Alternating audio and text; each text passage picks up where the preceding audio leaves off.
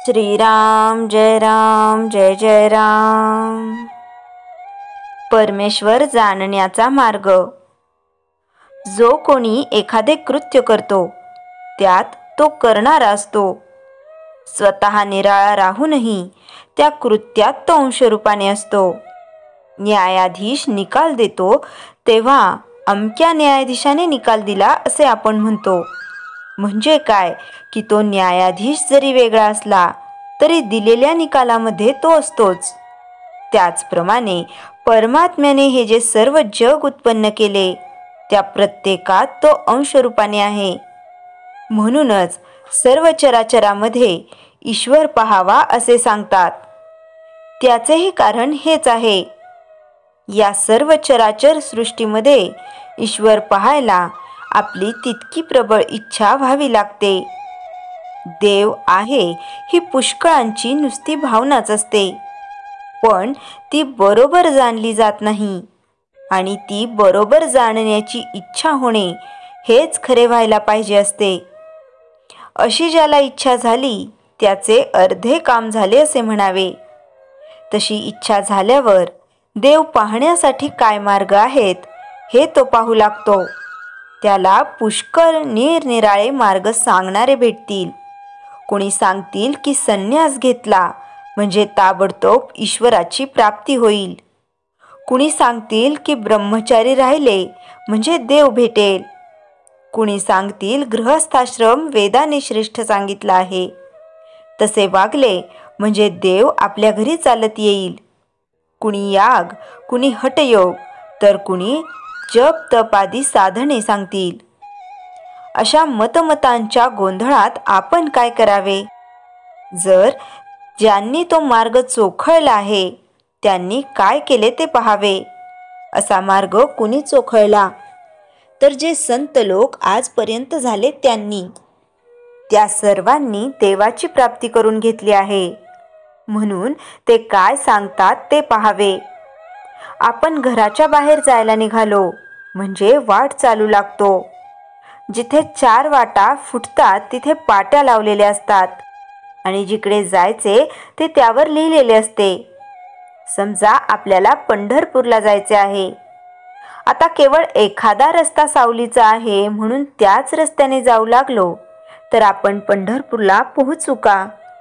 पंढरपूरचा मार्ग उन्हाचा, म्हणून आपण तो सोडून देऊन सावलीच्या रस्त्याने जावे।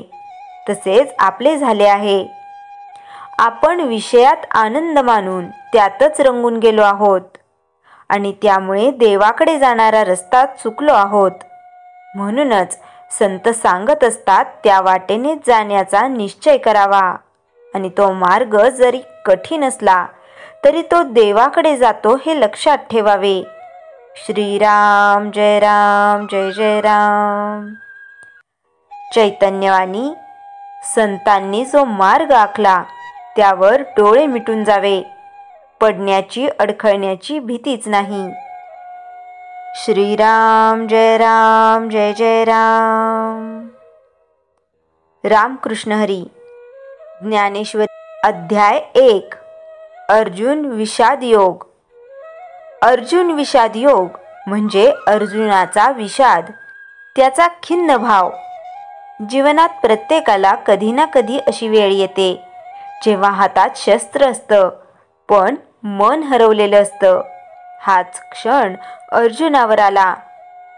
कुरुक्षेत्राचं रणांगण, दोन्ही बाजूंनी सख्खे नातेवाईक उभे। पुढे काका भीष्म, गुरु द्रोण, भाऊ मित्र आणि अर्जुनाचं मन द्वंद्व होतं। तो म्हणतो, माझ्या हातून हे कसं शक्य आहे देवा? मी कसं मारू आपतांना? येथे श्रीकृष्ण त्याला सांगतात, अर्जुना, तू जे पाहतो आहेस ते देह आहेत, आत्मा नाही। आत्मा कधी मरत नाही ना जन्म घेतो। आणि या पहिल्या अध्यायातच जीवनाचा पहिला धडा मिळतो, कर्तव्य आणि भावनामधला संघर्ष। अर्जुनाचं मन म्हणजे आपलं मनच। जेव्हा जीवनात जबाबदारी समोर येते तेव्हा आपणही घाबरतो, पण ज्ञानेश्वर माऊली म्हणतात, अर्जुना, हे मनाचं युद्ध आहे। तू देह नाहीस, तू आत्मा आहेस. माऊली सांगतात, विषादाला म्हणजे अंतःकरणातील भक्ती जागी होते. कारण जेव्हा मन खिन्न होतं तेव्हाच माणूस देवाकडे वळतो. कथेचा अर्थ. अर्जुनाचा विषाद म्हणजे आत्मजागृतीची पहिली पायरी. संकटातूनच मनुष्य ज्ञानाच्या दिशेने चालतो. संत ज्ञानेश्वर म्हणतात, जैसे काचेत दर्पण असे तसे हे जग मायेचे भासे. म्हणजे जग हे केवळ प्रतिबिंब आहे, सत्य नाही. अर्जुनाचे अश्रू म्हणजे मानसाची अज्ञानावर मात करण्याची सुरुवात. जीवनातील शिकवण. कधीही मनावर अंधार आला तर पळू नका, थांबा, विचार करा. विषाद म्हणजे अपयश नाही, तोच ज्ञानाचा आरंभ आहे.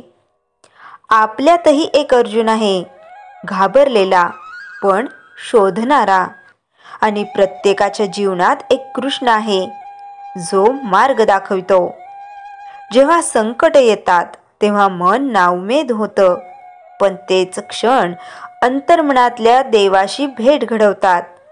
म्हणून भक्त हो, अर्जुनासारखा विषाद आला तरी घाबरू नका, कारण त्या विषादातूनच ज्ञानेश्वरीचा प्रकाश निर्माण होतो. शेवटचा संदेश. जीवन हे रणांगण आहे आणि श्रद्धा ही आपली गदा आहे. जो श्रद्धेने कर्म करतो त्याला विषाद कधीच हरवू शकत नाही. रामकृष्ण हरी. ज्ञानेश्वरी भावार्थ प्रवचन. अध्याय 2. सांख्ययोग. सांख्ययोग. प्रवचन प्रारंभ. श्रीकृष्ण अर्जुनाला प्रेमाने म्हणतात, अर्जुना, तुझे शोक करतो आहेस याचा काही अर्थ नाही. आत्मा ना मरतो ना जन्म घेतो, तो शरीराचा नाश मानतो, तो अज्ञानात आहे. ज्ञानेश्वर माऊली या ठिकाणी म्हणतात, ज्याचा जन्म नाही त्याचा मृत्यू कसा? आत्मा तर अखंड, अनादी, अनंत असा. हे ऐकून अर्जुनाचं मन थोडं स्थिर होतं, पण अजूनही त्याला प्रश्न, देवा मी काय करू? युद्ध टाळू का? तेव्हा श्रीकृष्ण त्याला सांगतात, कर्म केल्याशिवाय तू जिवंत राहू शकत नाहीस, म्हणून कर्म कर, पण फळाची आस न ठेव. कथा. कर्माचा गोड धडा. एकदा एका बागेत 2 माळी होते. पहिला माळी रोज झाडांना पाणी देई, फुले छाटे, पण म्हणे मला लगेच फुले यायला हवीत. दुसरा माळी मात्र शांतपणे काम करीत असे आणि म्हणे मी पाणी देतोय, फुलं येणं हा निसर्गाचा भाग आहे. काही दिवसांनी पहिला माळी थकला, निराश झाला, पण दुसऱ्याच्या बागेत सुंदर फुलं उमलली, कारण त्याने कर्म केलं श्रद्धेने, आसक्तीशिवाय. हाच अर्थ श्रीकृष्ण अर्जुनाला सांगतात. तू युद्ध कर, पण विजयाचा मोह ठेवू नकोस. भावार्थ. कर्मयोग म्हणजे फळाच्या अपेक्षेविना कर्म करणे. ज्ञानेश्वर माऊली सांगतात, कर्म करीत राहा, पण अहंकार टाळा, कारण अहंकारच दुःखाचं मूळ आहे. अर्जुनाचं युद्ध म्हणजे आपलं जीवन आणि प्रत्येक दिवस म्हणजे एक नवीन रणांगण.